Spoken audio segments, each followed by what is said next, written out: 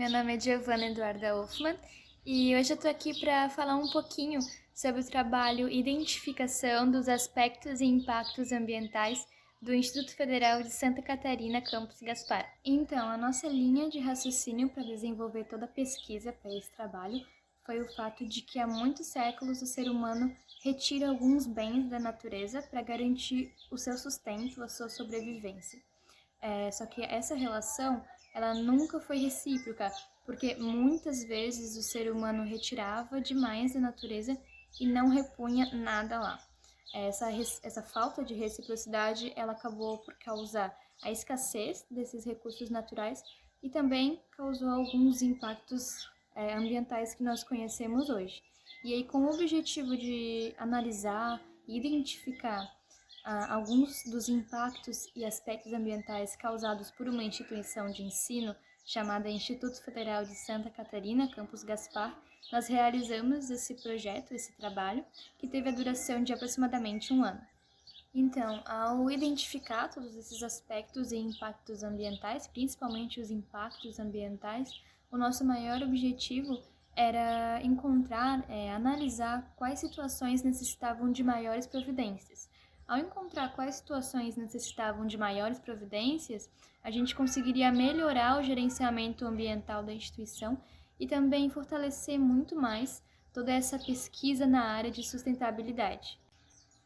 Então, além de todos os objetivos que já foram citados antes na introdução, que incluíam toda essa identificação e análise dos aspectos e impactos ambientais, o fortalecimento da pesquisa na área de sustentabilidade e também a identificação das situações que necessitavam de maior atenção, um dos nossos objetivos também era fortalecer a prática da educação ambiental em todas as instituições de ensino, sejam elas federais ou não. No caso do Instituto Federal de Santa Catarina, Campus Gaspar, apenas 4 aspectos ambientais, de um total de 28, foram classificados como emergenciais. Mas, mesmo sendo apenas 4 aspectos ambientais classificados como emergenciais, o gerenciamento ambiental dos outros 24 continua sendo muito importante, mas nós tentamos dar uma atenção mais especial aos 4 aspectos ambientais emergenciais. Bom, para conseguir coletar todos os dados de forma geral e sem deixar passar nada, nós analisamos todas as atividades desenvolvidas em cada setor da instituição. Para que isso fosse mais fácil e que a gente não deixasse passar nenhum setor da instituição, nós fizemos um croquis da instituição logo na primeira semana de projeto e assim, dessa forma, cada setor que a gente visitava, a gente marcava com um X e ao final de todo o trabalho, a gente realmente conseguiu ver que todos os setores da instituição foram visitados. Como todas as atividades desenvolvidas no Instituto Federal, pelo menos a maioria, são rotineiras, ou seja, são feitas todos os dias, quase a semana inteira, os aspectos ambientais relacionados a essas atividades são de fácil gerenciamento. Porém, mesmo sendo de fácil gerenciamento, absolutamente todos os aspectos ambientais da instituição ocasionavam pelo menos um impacto ambiental. E por ser uma instituição muito grande, com vários setores, o número de atividades desenvolvidas aumenta. Então, consequentemente, o número de aspectos ambientais vai aumentar e o número de impactos ambientais também aumenta. Por conta disso, a gente precisava utilizar um método diagnóstico fácil, organizado e que surtisse um efeito mais rápido. E o que a gente optou foi a utilização de uma ficha de diagnóstico de aspectos ambientais.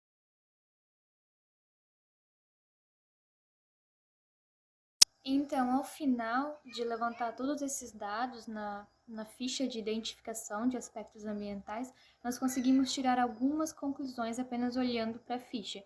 Nós percebemos que, de um total de 28 aspectos ambientais, apenas 4 foram classificados como emergenciais, que são aqueles que possuem maior gravidade. De certa forma, isso é um dado muito bom, porque sabemos que quanto menor o número de aspectos ambientais emergenciais, mais fácil fica o gerenciamento, mas por outro lado a gente ainda tinha 24 aspectos ambientais que precisavam de gerenciamento. Os aspectos ambientais que a gente classificou como emergenciais foram acidentes com produtos perigosos, produção de resíduos biológicos, risco de incêndio e risco de enchentes. Além desses 4 aspectos emergenciais, a gente também teve outros aspectos que eram alarmantes, mesmo não chegando ao ponto de serem classificados como emergenciais. A partir dessa ficha, a gente ainda conseguiu tirar outras conclusões. Quanto à frequência, por exemplo, nós conseguimos concluir que 17 aspectos ambientais foram tidos como muito frequentes, ou seja, associados com a pontuação 3. Dentre eles estavam a geração de bases, geração de solventes, geração de efluentes e geração de pilhas e baterias. Como no Instituto Federal de Santa Catarina, no campus Gaspar, a gente tem a presença de muitas aulas laboratoriais, geralmente todas as semanas são efetuadas algum tipo de aula de química nos laboratórios, é normal que tenha essa geração de ácidos e solventes.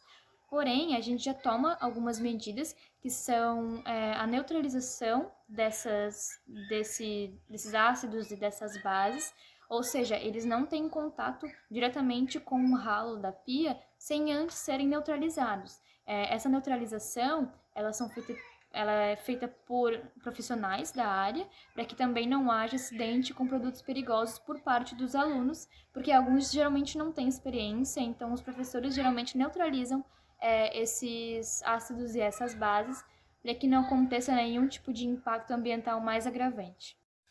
Outro ponto muito preocupante que a gente percebeu ao final de todo esse levantamento de dados na ficha foi quanto ao risco dos aspectos ambientais emergenciais.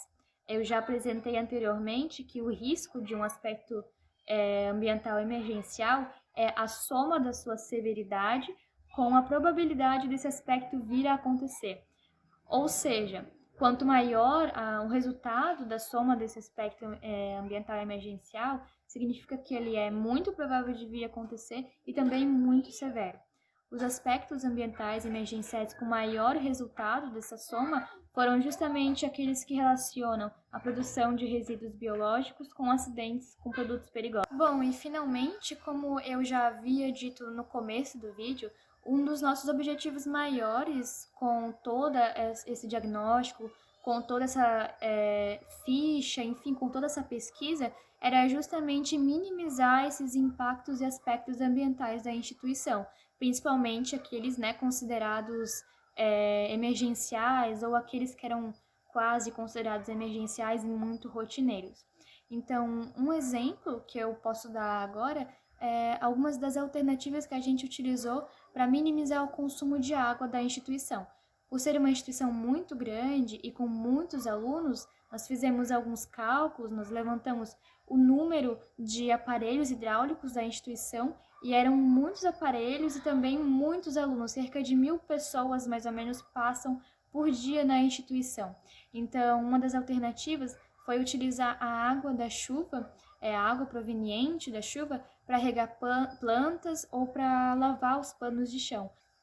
Bom, e para finalizar, eu gostaria de dizer também que outra ação tomada por nós ao final do trabalho foi enviar todos esses resultados da tabela que a gente confeccionou à Comissão de Gestão Ambiental para que eles analisem e tomem uma decisão para que a gente possa melhorar toda essa gestão ambiental da instituição de cada aspecto elencado, principalmente os mais graves.